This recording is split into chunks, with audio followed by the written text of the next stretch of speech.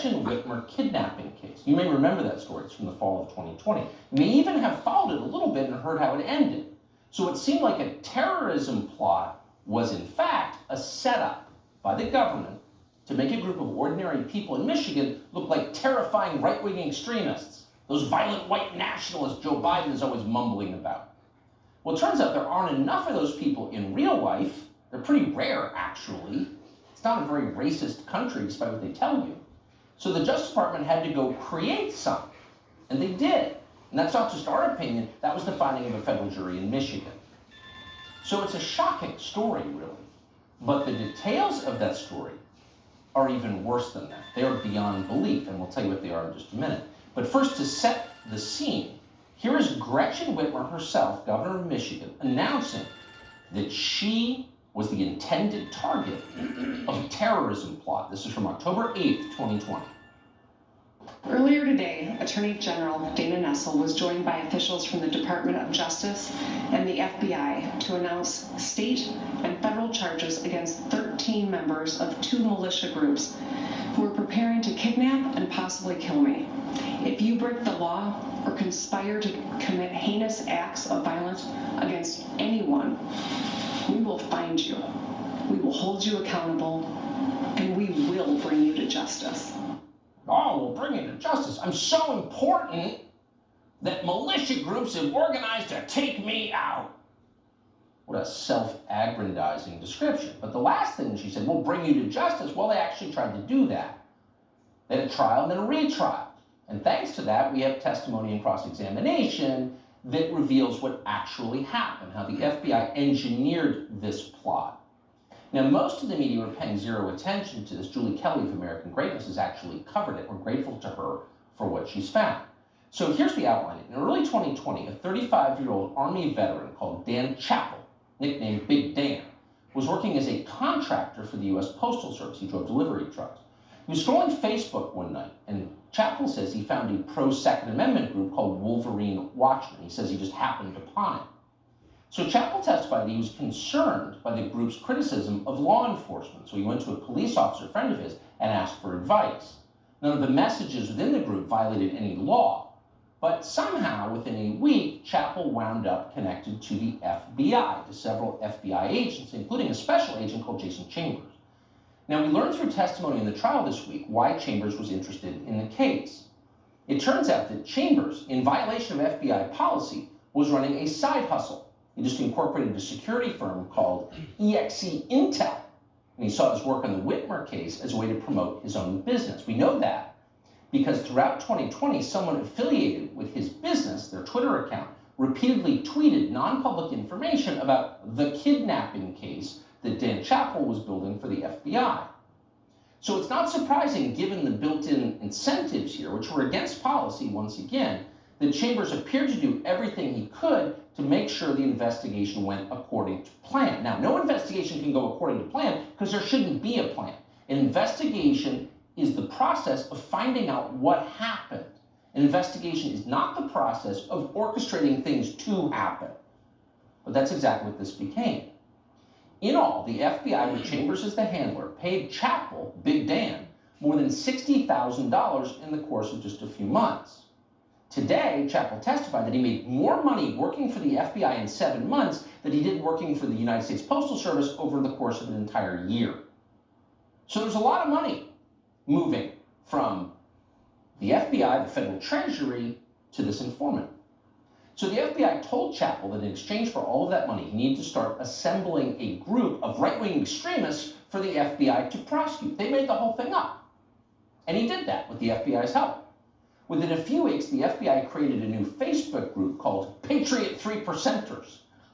This is why you should be careful of Facebook, by the way. Oh, it's just this group. It looks interesting. Yeah, okay.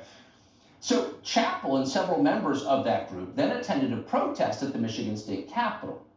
Look at you bringing people together, the FBI handler texted Chappell. Now, throughout that protest, which didn't look a whole lot different from the January 6th protest, Chappell kept in touch, close touch with federal agents.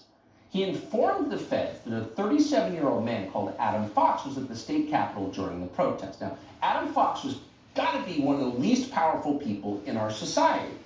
He lived alone with his 2 dogs in the basement of a vacuum repair shop. Why? Because he had no money whatsoever. In fact, he had so little money that in order to get running water to brush his teeth or use the bathroom, he had to go to a nearby Mexican restaurant and use their men's room. So Chappell began texting this diabolical mastermind, Fox, hundreds of times. But Fox seemed inherently moderate, actually. Wrote things like this, quote, "Our goal is to restore the constitutional republic." Fox also said, quote, "In our hearts and minds, we are not domestic terrorists." Oh, sounds very dangerous. So based on those text messages, the FBI gave Chappell more instructions. They provided Chappell with several $5,000 limit credit cards, and they told him to give those credit cards to Fox and tell him to spend it on guns and ammunition. So Fox, despite the fact he had no money at all, he had used the men's room in a Mexican restaurant to brush his teeth, refused. On 5 separate occasions, he refused to take the credit cards to buy guns and ammunition. Then, what a terrorist.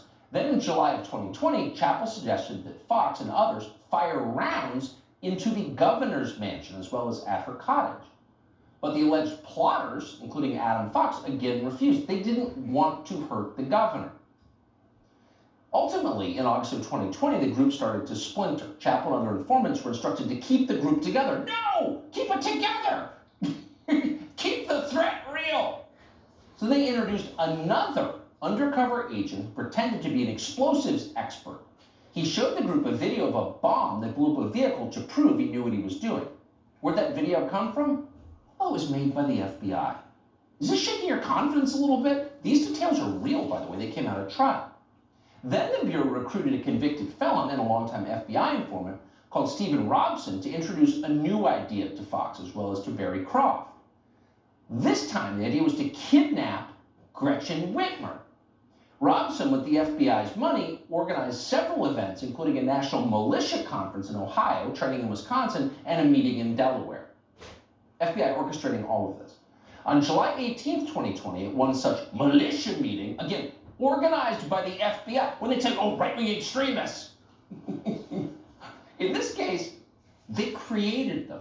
So at this militia meeting, an alleged plotter called Ty Garbin rejected out of hand the idea of kidnapping Gretchen Whitmer. Didn't want to do it. No, I don't think so. Kidnap the governor? No, we're not crazy. We just want a constitutional republic. Okay. Then the topic came up again in August, and then another defendant called Daniel Harris was equally adamant. No snatch and grab, he said. I swear to effing God. So clearly, they said emphatically, out loud, explicitly, these are people who are not interested in kidnapping Gretchen Whitmer, the governor of Michigan. But the FBI kept pushing. The FBI informants drove the defendants to Gretchen Whitmer's home. Then they suggested killing the governor of Virginia, also a Democrat. On September 5th, 2020, FBI Special Agent Jason Chambers texted Chappell, quote, "Mission is to kill the governor specifically." What country is this? To pressure one of the defendants, a man called Barry Croft, into doing that, one FBI agent admitted this week that a female informant slept in the same hotel room as Croft. It was a honey trap. FBI agents also testified this week that they regularly got high with Adam Fox. They smoked weed with Adam Fox. They said he was so high, in fact, he was high in all of his meetings with them. Again, that's against FBI policy. You can't just give drugs to people and hope they do something bad. Well, after all of this failed to produce a kidnapping plot, it fell on yet another FBI agent called Richard Trask to build the criminal case against the defendants. Now, that same year, Trask, who has now been convicted of beating his wife, called Donald Trump a piece of excrement on social media. Really? Yeah. Just nonpartisan federal bureaucrats, public servants doing their job. Now, incredibly, after all of this, the person in charge of the field office overseeing the Whitmer investigation in 2020, a man called Stephen D'Antuono, was promoted, not fired, promoted to lead the DC field office in late 2020. You connecting the dots here? In other words, the guy who made sure that FBI informants were active during a rally in the Michigan State House in 2020 as part of this concocted plot, that same guy went on to become the guy who oversaw the investigation into, wait for it, January 6th. The election justice protest they're calling an insurrection. But just remember, don't ask whether the FBI used informants to entrap anyone on January 6th. No, you can't do that, or else you're an insurrectionist yourself. Nor are you allowed to ask why Stephen E. Antuano's agents were involved in the raid on Mar-a-Lago, even though that's in Florida and he's in Washington. Because it turns out questions like this are hate speech. Watch. All the buzz on the internet and all over the airwaves, it does have an impact. Well, I mean, you could say buzz. Well, There's an awful I'm lot calling it buzz. There's an awful lot of hate speech coming from pro-Trump media outlets. And anger. Just, A lot of anger. attacking the nation's premier law enforcement agency simply because Donald Trump is being investigated.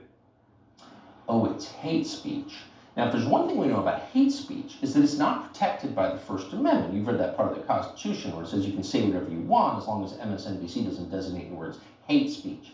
So when they call any criticism of the FBI, that would be Joe Biden's personal defense force, they call that hate speech. What they're really saying is you're committing a crime. And see where this is going. But the truth is, there are still questions about the FBI's behavior on and around January 6th.